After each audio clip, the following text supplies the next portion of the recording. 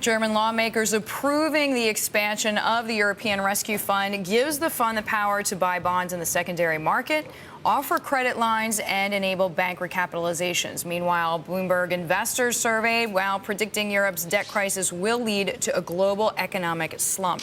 Economics editor Michael McKee, Dominic sitting right beside Erik and myself. Michael, we'll start with you because this vote happened about 45 minutes ago. It's been a focal point for the week so far. Will the Germans say yes or no? Most people expected the yes, but now we have it. Yeah, and it was a stronger than expected vote, which was a little bit of good news for Angela Merkel. But overall, it has been met with kind of a collective yawn. People expected the Bundestag to approve this. Still, 7 countries need to approve it before it goes into effect. But as you mentioned, they're already talking about the need to go beyond this. It's not big enough. It can protect Greece and Portugal, but it can't do anything for Spain and Italy.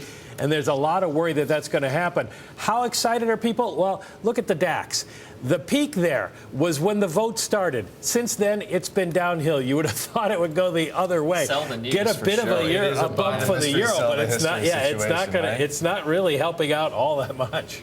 Well, I mean, if you look at what's happening right now, it really does speak to this idea that investor sentiment around the world is that same kind of sense of caution right now. We spoke about it a little bit early in the program, but I want to highlight again why investors are still cautious and they're voting with their wallets. Because if you look at how investors are positioning their portfolios, you got to look at the cash, what they hold as dry powder, as ammunition in case something goes wrong here. You can see on the poll there, how is investor exposure to cash changing? Well, 42%, 4 out of every 10 respondents are still increasing the amount of cash, raising cash. If they're raising cash, that means they're selling other stuff. So that's an important thing to kind of keep a note there. No question that's a headline. And we've heard a lot about people feeling as though they need to get more defensive, raise the cash percentage in their portfolio. But one of the things that struck me about this poll is that while 42% say they're increasing their exposure to cash, almost as many say they're increasing their exposure to stocks. Well, and that's the key part here. Which asset class do you think is going to be the best performing asset class?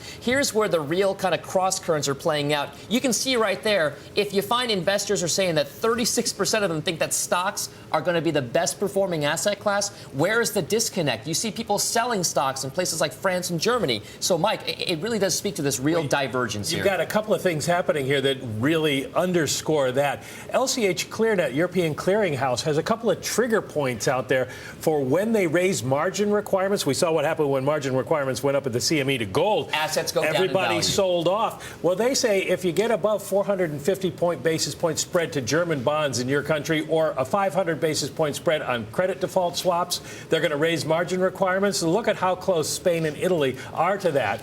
They can easily hit that, and then you've got a big sell-off in those areas. Italy today selling bonds and really having to pay up, even though the European Central Bank is buying their bonds almost a full percentage point more on the 3-year note than the last time they sold it. So, Dom, out of curiosity, from the perspective of worldwide investors, is Europe then the place to start taking money from? And then where do they say they are going to put it? Well, that's the interesting part. If you ask them what the most attractive region in the world is to put money right now, believe it or not, despite all of the debt problems and deficit talk, it's still right here in the United States. 30% of respondents think that the U.S. is the best place to put money. Second place, perhaps no surprise, is China. Well, my favorite part of the global poll is the question when you're asked what to do about your investment strategy over the next 6 months, and your response is have no idea. Right. What do people have the least idea about? It's what to do with silver, believe it or not. But you know what? That's when you just put the cash in the mattress and go from there. There you go. Dominic, a shoebox overflowing with dollar bills.